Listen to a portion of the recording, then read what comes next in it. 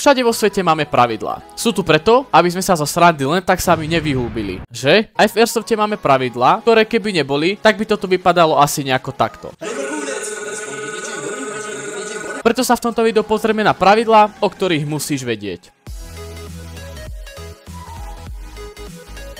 Nezabudnite nahodiť like a odber, aby vám neušlo žiadne nové video. Bez ďalšieho obkecávania, poďme na to. Jednou z najpodstatnejších vecí pri Airsofte je ochrana zdravia. A to predovšetkým ochrana očí. To znamená, že počas celej akcie vrátane respawnu musíte mať nasadené ochranné okuliare, ktoré spĺňajú určité normy. Na veľa akciách bývajú zakázané sieťové masky, ktoré používajú predovšetkým začiatočníci. Tieto masky sú veľmi nebezpečné, keďže síce bebečko zastavia, ale môže sa po náraze roztreštiť na menšie hovná, ktoré vám vletia do vašich očí. Každý hráč sa zúčastňuje Airsoftového eventu na vlastné riziko a zodpovedá za svoje konanie. Takže keby si svojho nepriateľa sprejoval na zemi 10 sekúnd a potom by si sa vyhovoril na tvojho tatka, ktorý ťa čaká v aute a ani nevie, čo sa deje, tak máš smolu. Na zhromaždisku hráčov musí byť každá zbraň zaistená, a to aj bez ohľadu na to, či má zásobník. Takže vašu zbraň musíte mať prepnutú v safe mode. Dobre chlapi, zaistite si zbrane a máte prestávku. Čo si myslíš, že ja som nejaký idiot? Ja nemusím mať zaistenú zbraň. Kamo nie, fakt radšej si ju Na zhromaždisku je taktiež prísny zákaz akékoľvek strelby. Strelba je povolená len na ihrisku v hracom čase a v testovacom priestore na to určenom. Je povolené používať len airsoftové zbrane. Iné zbrane a prostriedky sebaobrany je prísne zakázané nosiť.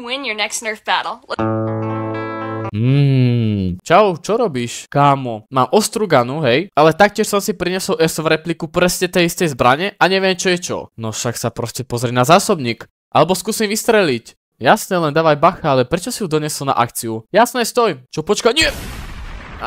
Už viem, díky za radu. Použitie pyrotechniky je špecifikované vždy pre každú akciu zvlášť. Pokiaľ tomu tak nie je, je jej použitie nedovolené. To máš pyrotechnický granát? Nie, však to je pravý. Počkaj, čo? No však kúkaj.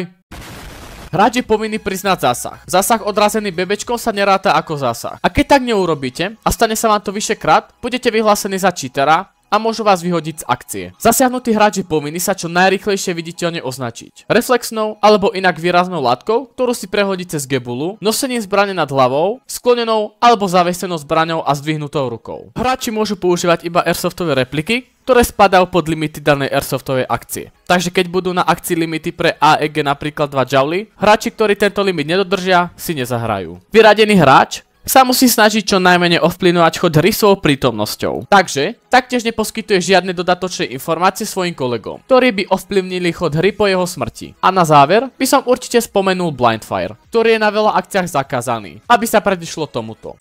Zas Blindfire. Neboj sa, ja ho vybavím. Granát, ale vypadá nejak realisticky. Však ona je. Počkať, či čo? To by bolo pre toto video všetko. Ja naozaj dúfam, že ste sa naučili niečo nové. Nezabudnite nahodiť like, odber a my sa vidíme pri ďalšom videu. Dobrú noc.